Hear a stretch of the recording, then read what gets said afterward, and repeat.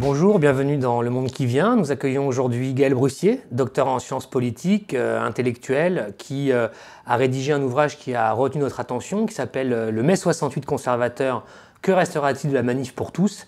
C'est autour de cet ouvrage que nous allons aujourd'hui avoir un échange avec l'auteur qui nous a fait le plaisir d'être parmi nous. Gaël Brussier, bonjour. Bonjour. Bienvenue. Quelques questions autour de votre ouvrage. Il n'a échappé à personne qu'en France, le mouvement de la manif pour tous a été un mouvement imposant à l'hiver 2012-2013, qui au départ est né sur la contestation de l'engagement 31 du candidat Hollande, vous en direz deux mots dans quelques instants, qui a pris une ampleur tout à fait inattendue pour tout le monde, les observateurs mais aussi les acteurs politiques, en particulier autour de l'amplification qui s'est nouée autour des thématiques de la procréation médicalement assistée et de la gestation pour autrui. Vous dites dans votre ouvrage qu'au départ, c'est un mouvement qui mobilise les catholiques en phase d'évolution, de questionnement, qui cherchent à préserver leur tradition dans un monde qui bouge.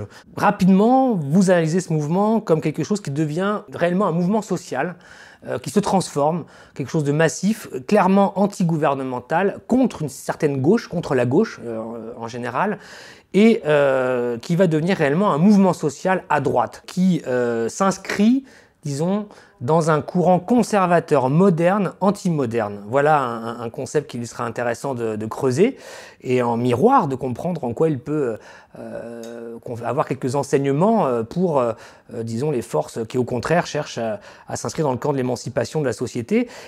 Avant d'en venir là, je voudrais vous poser deux questions. Pouvez-vous nous en dire un petit peu plus sur la sociogénèse de ce mouvement et nous expliquer comment s'est formée, disons, cette nébuleuse de la manif pour tous?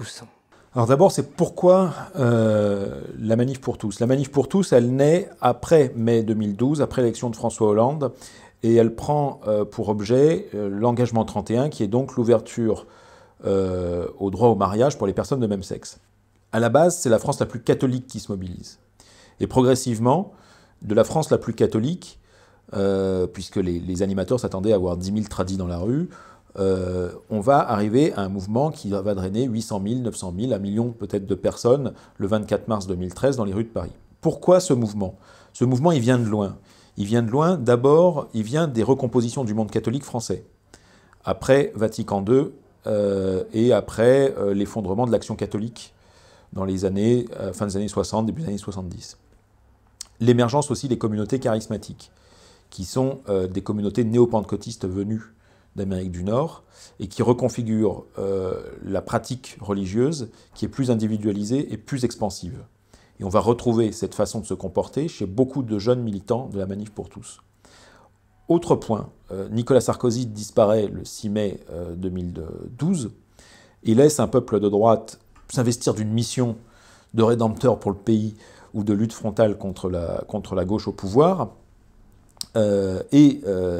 Cela s'est renforcé par le fait qu'il y a une crise existentielle de la droite, ce qu'on peut dater depuis 10 ans ou depuis une trentaine d'années, c'est-à-dire selon que le processus de modernisation du RPR et le fait qu'il soit débarrassé de ses référentiels gaullistes ou l'effondrement de la démocratie chrétienne, ça sont des processus qui ont beaucoup travaillé la droite. Et donc on aboutit à une manif pour tous qui est à la convergence, à la confluence de l'évolution du monde catholique et de la crise existentielle de la droite. Alors ensuite, c'est un mouvement qui est authentiquement conservateur. Conservateur, ça veut dire quoi? Ça veut dire qu'ils estiment que l'individu est intégré à un ordre social, un ordre naturel qui le dépasse, et que cet ordre-là ne peut pas être bousculé. C'est ce qui explique qu'ils soient contre non seulement le mariage pour tous, mais également contre la GPA, la PMA, et un certain nombre d'autres choses. C'est un mouvement conservateur aussi dont il faut clairement dire que dans les jeunes générations, il n'a rien de néolibéral. C'est-à-dire que les veilleurs, par exemple, sont très soucieux des questions environnementales, de régulation de la mondialisation. Par exemple, ce sont des gens qui estiment qu'ils sont contre les OGM, mais ils traduisent l'écologie, y compris dans le domaine humain, et ce qui va l'écologie humaine.